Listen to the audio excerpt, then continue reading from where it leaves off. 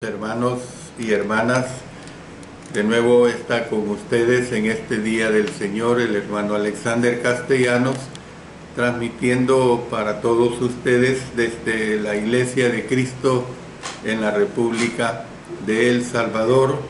Estamos estudiando los días del Señor, el libro de Éxodo, y estamos en la lección que veremos este día, será la número 87, será la lección que voy a presentarles. Estamos en la conclusión del libro del pacto, y lo que nos toca ver ahorita es en relación a las leyes relativas a los sacrificios.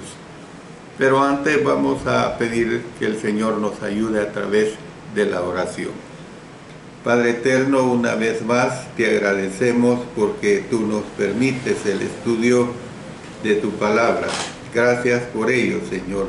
Permite que lo que exprese sea muy entendible, que tú seas siempre muy honrado y que haya mucha edificación para todos los hermanos y hermanas oyentes. En el nombre de nuestro Señor Jesucristo. Amén. Amén. Bueno, hablando de este tema tan importante que tenemos precisamente aquí en Éxodo capítulo 23, porque es el capítulo que estamos estudiando. Se habla acerca de las leyes relativas a los sacrificios, que lo comprende los versículos 18 y 19. Esta es una breve sección y se refiere a las obligaciones de Israel para con Dios, y las leyes se refieren a lo que se debía o no hacer con respecto a los sacrificios. Vamos a leer estos dos versículos. No ofrecerás con pan leudo la sangre de mi sacrificio, ni la grosura de mi víctima quedará de la noche hasta la mañana. Las primicias de los primeros frutos de tu tierra traerás a la casa de Jehová tu Dios. No guisarás el cabrito en la leche de su madre. Entonces, ¿qué es lo que vemos? Las dos leyes del versículo 18 no son difíciles de entender, porque ambas implican mandamientos expresados con un no. El primero es un mandamiento a no ofrecer a Dios un sacrificio de sangre con pan leudo, dice. Y esto era comprensible, pues en vista de que la levadura era vista como un agente corruptor. El segundo no indica que la grosura, o sea, la gordura, pues, la grosura de la fiesta de Dios no había de quedar de la noche hasta la mañana. Es decir, había de ser consumida inmediatamente por los sacerdotes. No se podía guardar grosura o gordura para que quedara para el siguiente día. El versículo 19 comienza con un requisito expresado en positivo. Los israelitas habían de traer sus primeros frutos, sus primeros frutos a la casa de Jehová tu Dios, dice. Entonces, antes de que un israelita proveyera para sí mismo o ahorrara para el futuro, él había de dar lo primero y lo mejor de su cosecha al Señor. Fíjense bien que este principio se enseñó desde los tiempos de las leyes dadas a la nación de Dios, la nación judía que fue, ¿verdad?, en aquel tiempo. Y este principio, pues, es un principio que se transmite en cuanto a la vida cristiana. ¿En relación a qué? En relación a nuestra ofrenda. O sea, la interrogante podría ser, ¿hacemos nosotros lo mismo con nuestra ofrenda cada primer día de la semana? O sea, ¿qué daban ellos? Lo mejor. Damos nuestra ofrenda de lo mejor. Bueno, cada quien de nosotros lo sabe.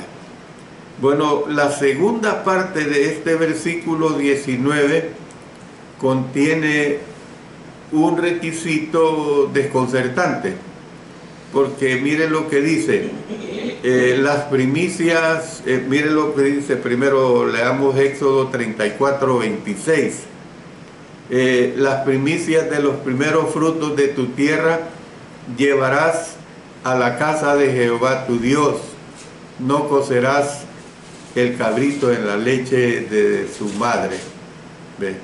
Y este mismo principio de no cocer el cabrito en la leche de su madre estaba plasmado también en Deuteronomio 14, 21. Miren lo que dice: ninguna cosa mortecina comeréis, o sea, algo ya muerto, pues. Al extranjero que está en tus poblaciones la darás. ¿Y qué cosa? Que a ellos sí se la podían dar, y él podrá comerla, dice. O dice, o venderla a un extranjero. La podía dar a un extranjero, o también se la podría vender a un extranjero. Y le da la razón porque ellos no podían. Porque tú eres pueblo santo a Jehová tu Dios. No cocerás el cabrito en la leche de su madre. Este es un enigma, pues. Lo que se pedía está claro. Lo difícil era entender el por qué. ¿Por qué habría una ley contra el hervir un cabrito en la leche de su madre? Bueno, yo les doy la razón. Les doy la razón. Se han dado varias respuestas. Una de ellas dice que sería cruel cocinar el cabrito en la leche de su madre.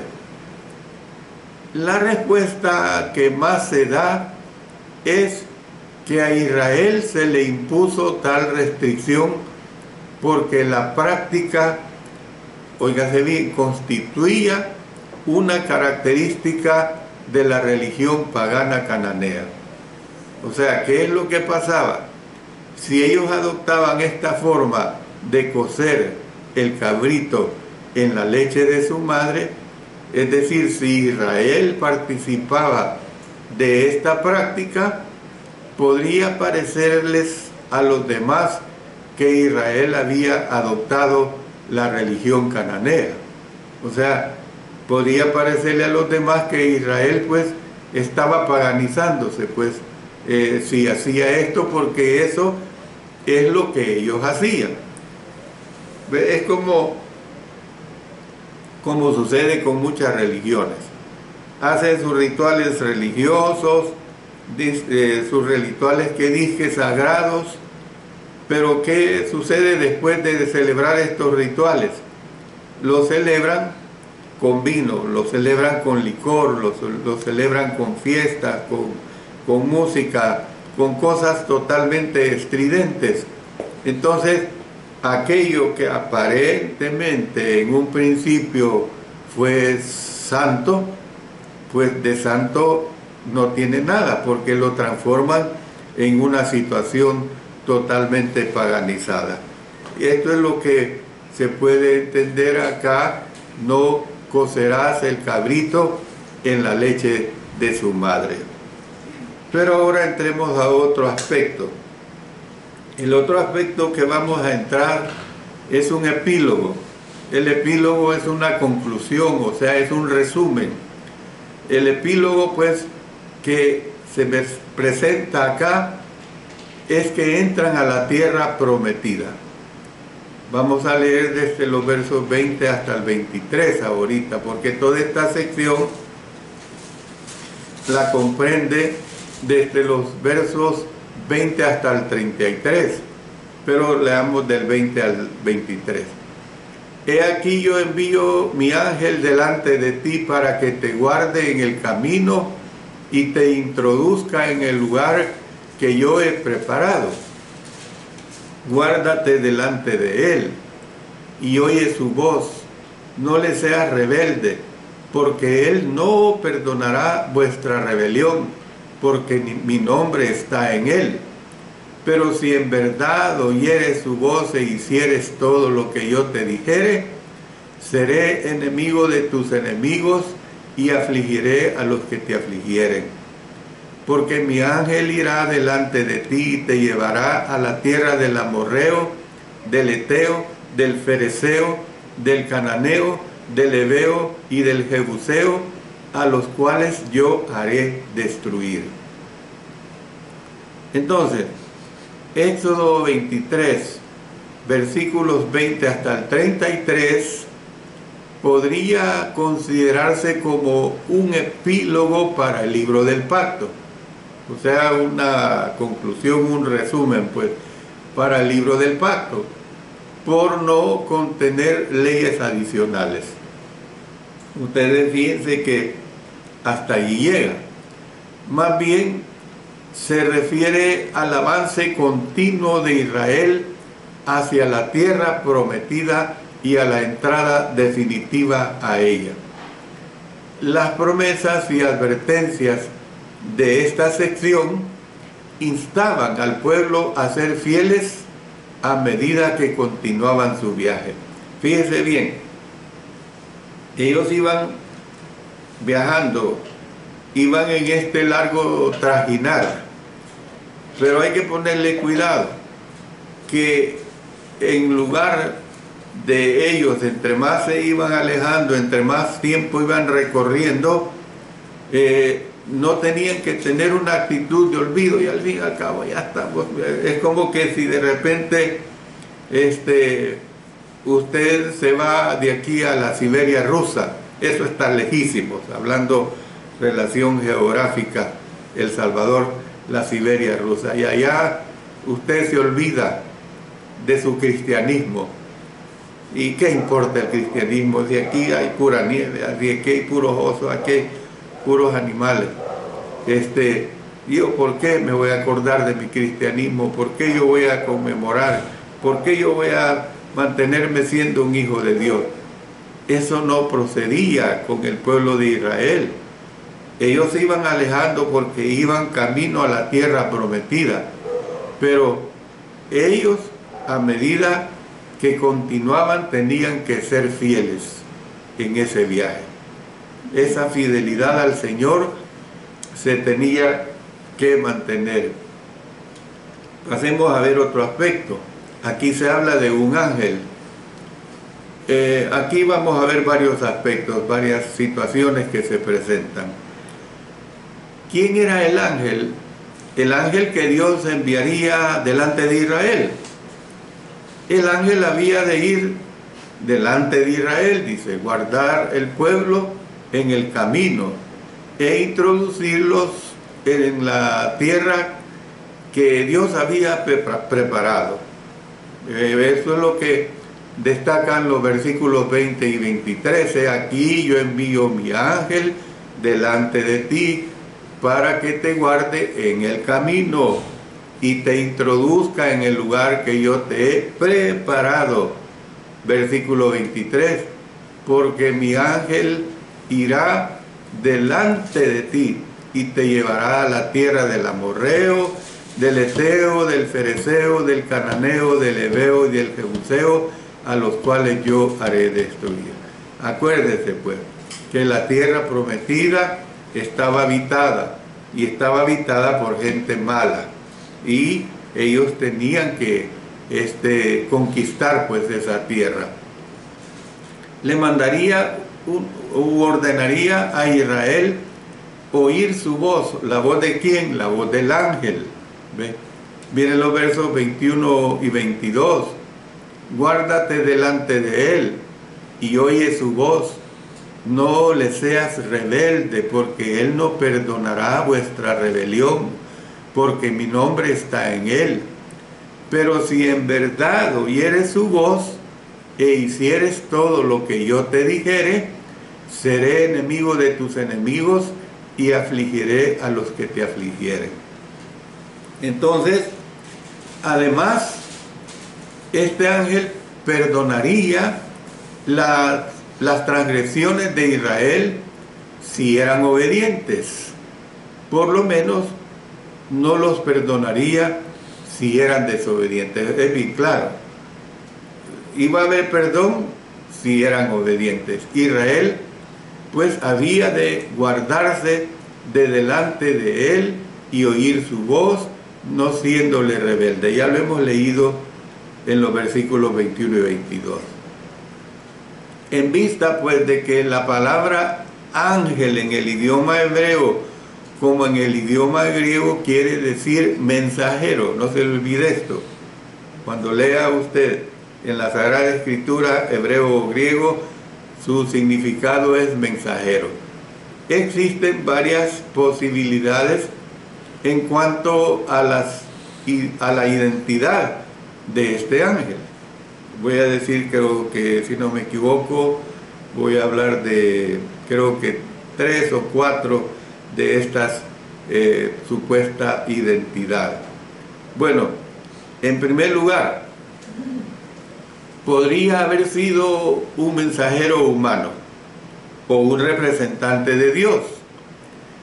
Algunos judíos creían que el ángel fue primero Moisés y luego fue Josué.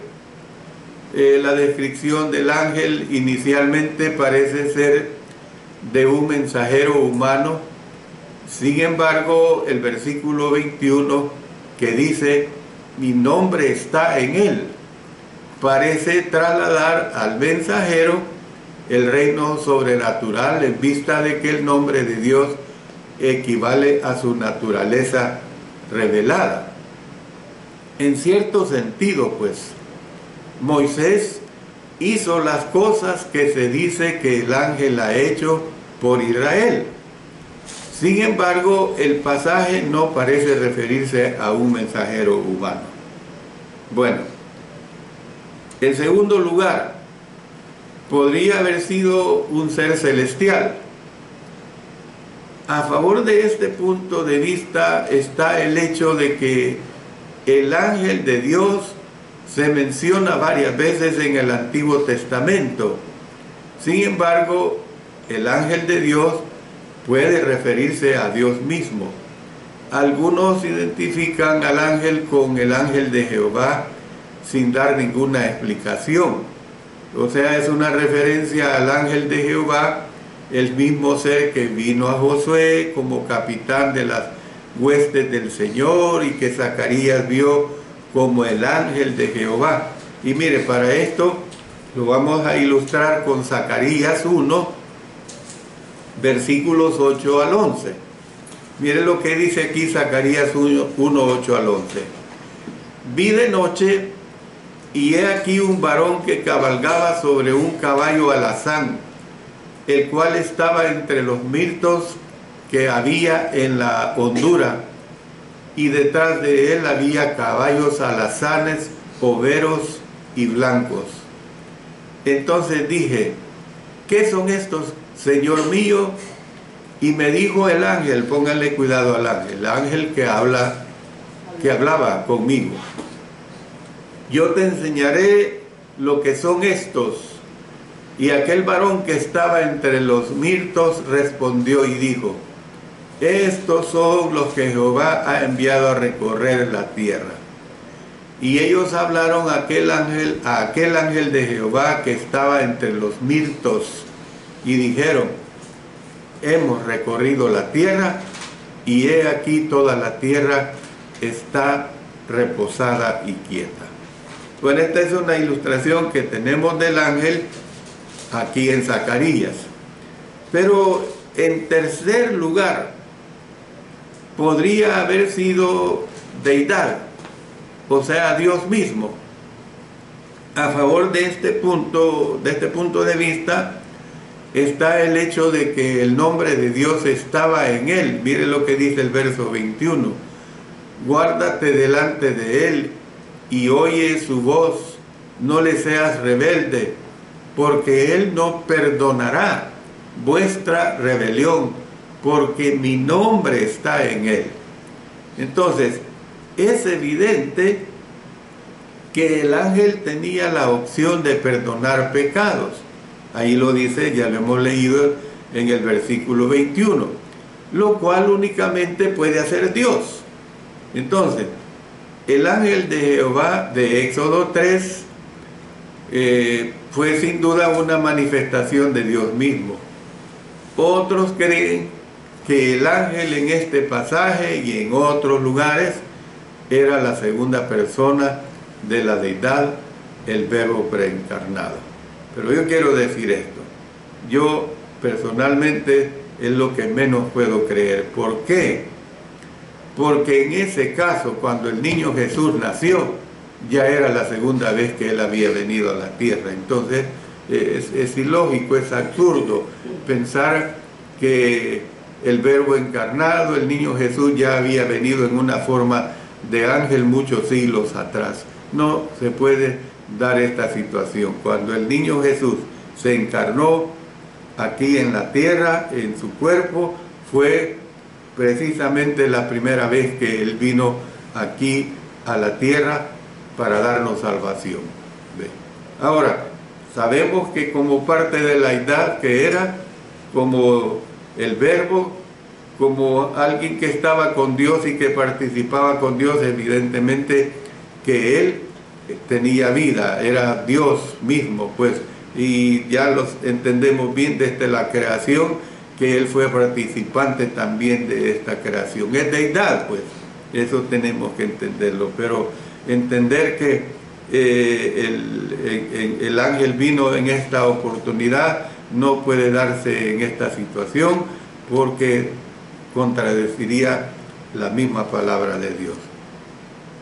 Sea que el ángel era deidad, o sea que fuera un ser celestial, o sea que fuera un mensajero humano, el mensaje era el mismo. Israel recibió la buena noticia de que Dios personalmente o representado los guiaría, los protegería y los perdonaría, y al final les daría la tierra prometida. Israel, pues, a su vez tenía que respetar al ángel. La frase guárdate delante de él, fíjense bien, guárdate delante de él, sugiere que era necesario que estuvieran conscientes de que desobedecer al ángel podía ser catastrófico, eso sí, porque era enviado por Dios.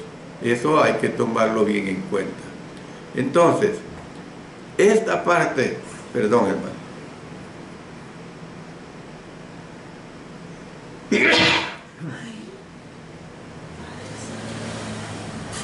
Esta parte del capítulo concluye con una promesa. Si efectivamente Israel seguía las indicaciones del ángel, Dios estaría con ellos. ¿Por qué digo esto? Porque Él dice que sería enemigo de sus enemigos. O sea, si ustedes me obedecen, ¿cómo yo voy a hacer con sus enemigos? Yo voy a ser enemigo de sus enemigos. Los llevaría a la tierra y haría destruir a las naciones que moraban allí. ¿Cuáles naciones? El amorreo, el heveo, el eteo, el fereceo, el cananeo, ¿ve? Y el jebuseo. Por eso dice estos versos 22 y 23 claramente: pero si en verdad oyeres su voz e hicieres todo lo que yo te dijere, seré enemigo de tus enemigos y afligiré a los que te afligieren, porque mi ángel irá delante de ti y te llevará a la tierra del amorreo, del eteo, del fereceo, del cananeo, del heveo y del jebuseo, a los cuales yo haré destruir. O sea, ¿qué les estaba diciendo el Señor? Que tenían que enfrentarse a estas naciones que no era fácil pues la conquista de la tierra prometida. Claro, el Señor les dice: a los cuales yo os haré destruir. El Señor estaba de por medio en esto, pero había una condición, hermanos y hermanas, que tenían que ser obedientes. La condición era que tenían que obedecer al ángel que Él les había enviado. Esta es la situación que tenemos que entender.